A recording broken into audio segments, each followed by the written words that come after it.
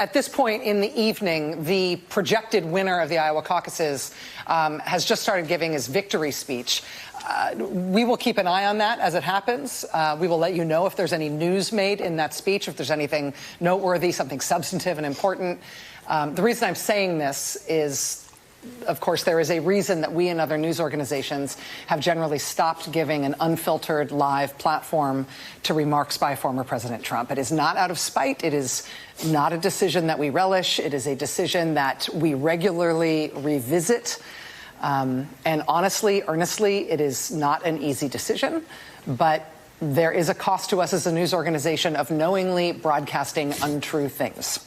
That is a fundamental truth of our business and who we are. And so his remarks tonight will not air here live. We will monitor them and let you know about any news that he makes.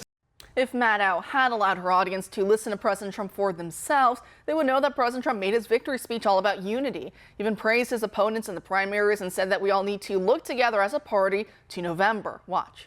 To all of the people standing behind me and all of the people in this room and so many great politicians and great dignitaries and friends, I just want to thank you all. This is a very special night. And this is the first, because the big night is going to be in November when we take back our country and truly we do make our country great again. Thank you very much, everybody.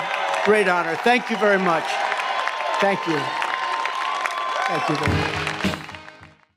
Joining us now to discuss is radio host and OAN contributor Andrea Kaye. Andrea, thanks for being here tonight. Always great to be with you, Kara. Great. So what did you make of President Trump's remarks last night? That's what they had to try so hard to suppress.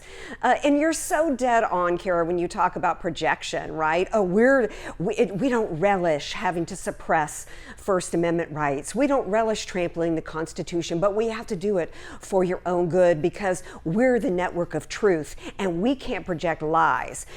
When the reality is control the message and you control minds and you control the outcome of elections.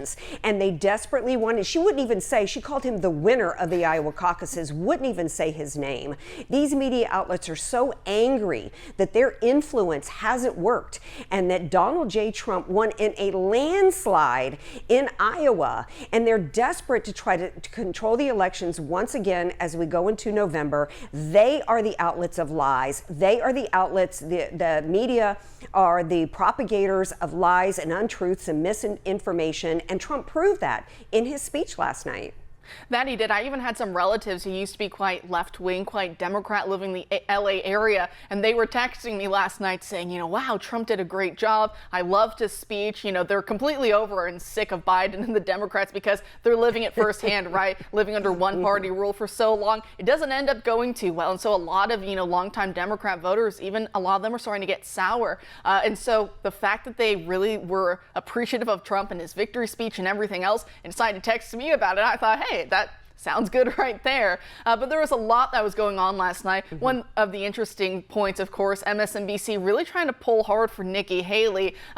It's very strange, right? In the last few weeks, she was meeting with BlackRock, former top Goldman Sachs type people. I mean, on and on it goes. The whole donor class, the Wall Street class, basically the left-wing elite class, if we want to be frank about this, they're all putting so much money behind Nikki Haley. And I saw a lot of people clowning her online because she was trying to put on a brave face after they all got, completely walloped by President Trump last night, saying, well, now this narrows it down to just a two-man or race.